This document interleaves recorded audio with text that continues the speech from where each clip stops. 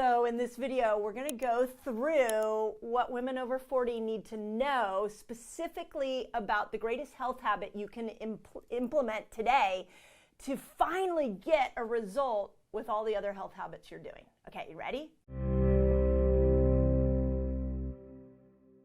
First, here's what I want all of my 40-year-old women and beyond to think about. Life changes at 40.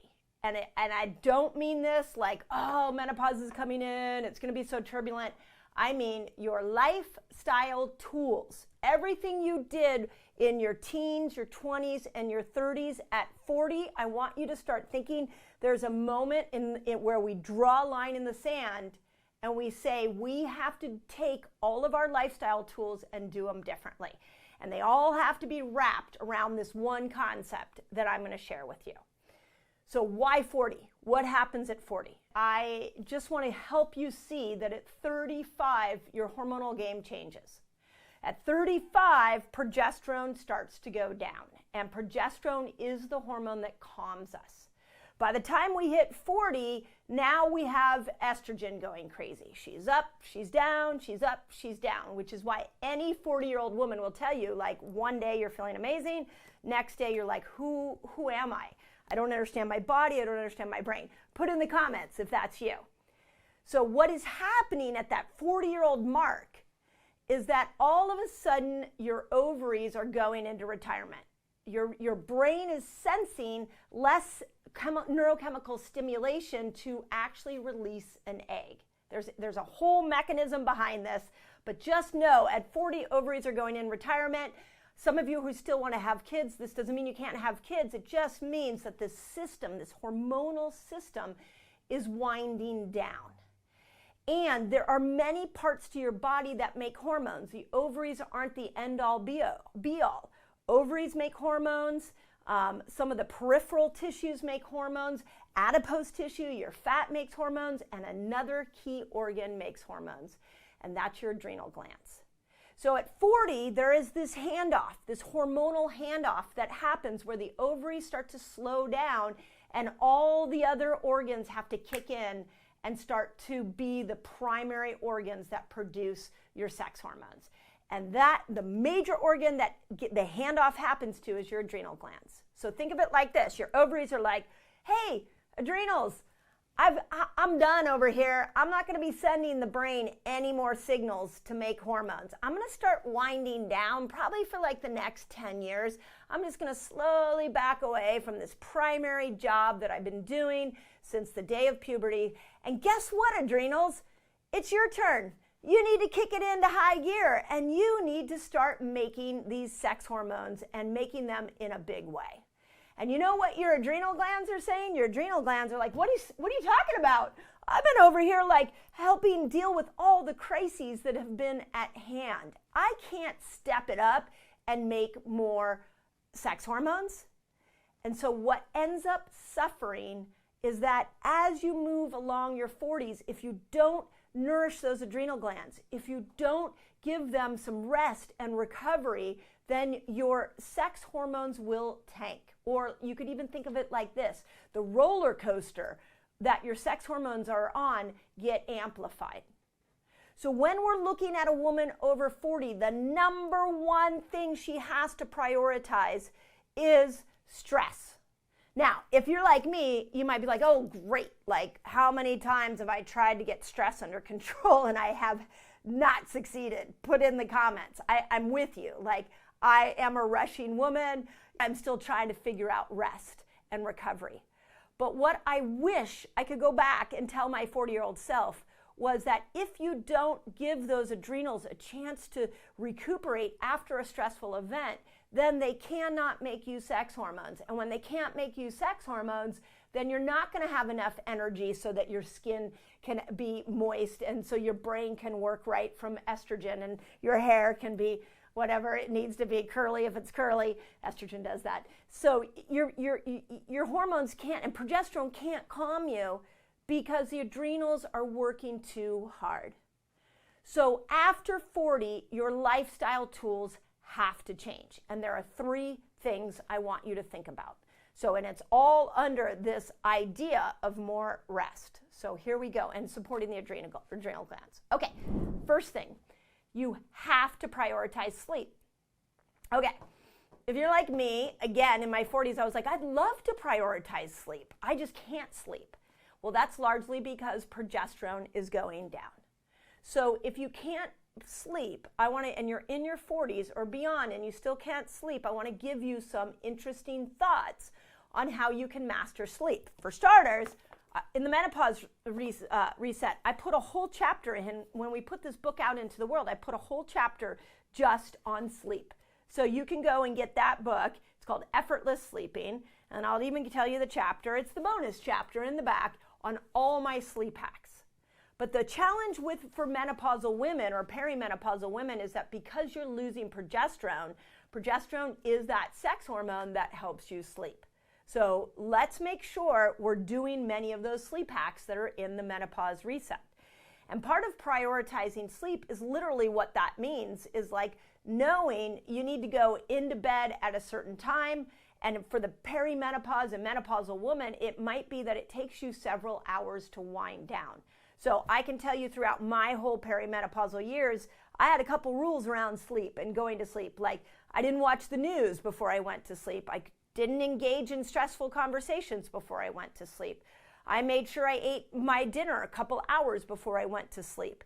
I made sure I went for a walk at sunset, so I started to calm the cortisol system before I go to sleep. Many of these I wrote about in the menopause reset. But sleep at 45 is way more crucial than 35 and 25. You might have been able to get away with no sleep at 35 and 25, but your adrenals need that sleep for rest and repair. So at 45, if you don't sleep and give your adrenal glands that nourishment and repair and reset that it needs, then your sex hormones are going to start to really tank. Okay, so that's the first one. Here's my favorite one. Ready for this? It's such a good one. Nobody's talking about this. Prioritize number 2. The second thing you need to prioritize after 40 so that your adrenals can do the job of making sex hormones for you is you need to prioritize your bestie.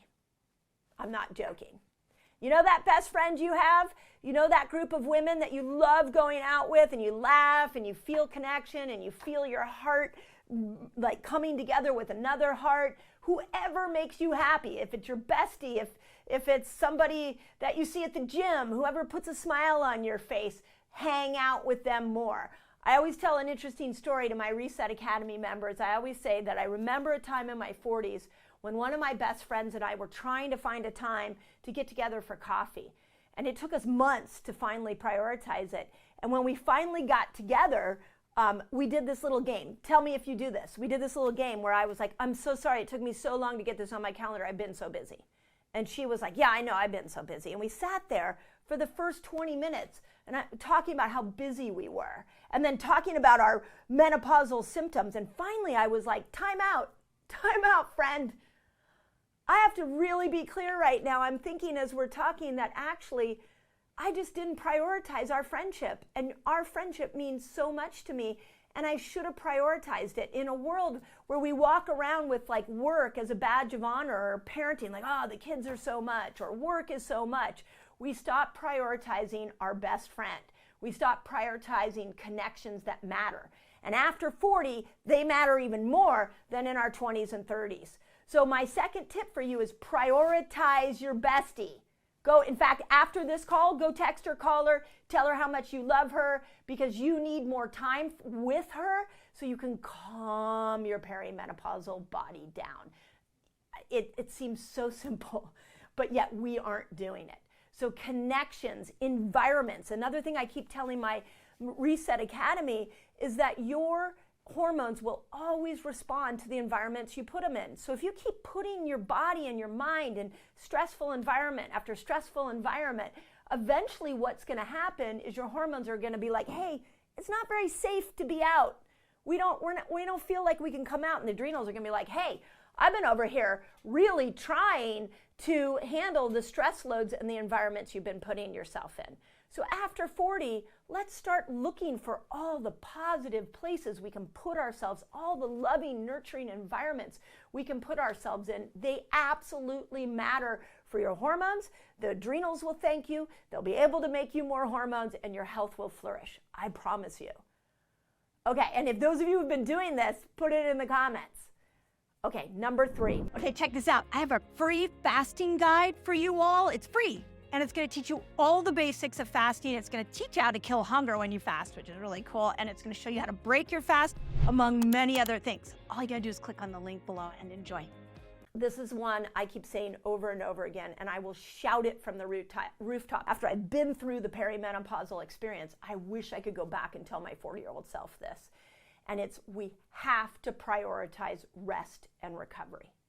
So 3 of these tips. I'm going to go into this one here in a minute. If you're like, oh, I don't know how to prioritize rest. Believe me, I've spent the last 14 years figuring this out. So we are going to prioritize sleep. We're going to prioritize our bestie, and we're going to prioritize rest and recovery. The female body needs more recovery than the male body, and that's largely because of this hormone called progesterone, and you're losing it at 35. So by the time you hit your middle 40s, progesterone's like the lowest it's ever been, and progesterone brings with her GABA.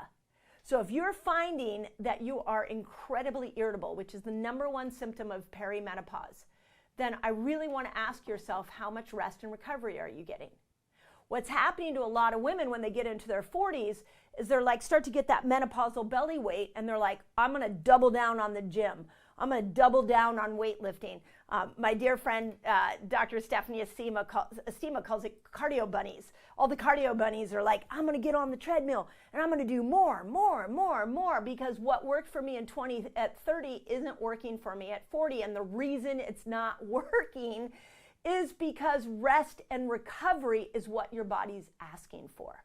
So it seems like it wouldn't make sense. Like, oh, wait, I'm anxious. I can't sleep, I'm not losing weight, and you're telling me I need to go hang out with my best friend, and I need to sit on the couch more, and I need to go to bed earlier?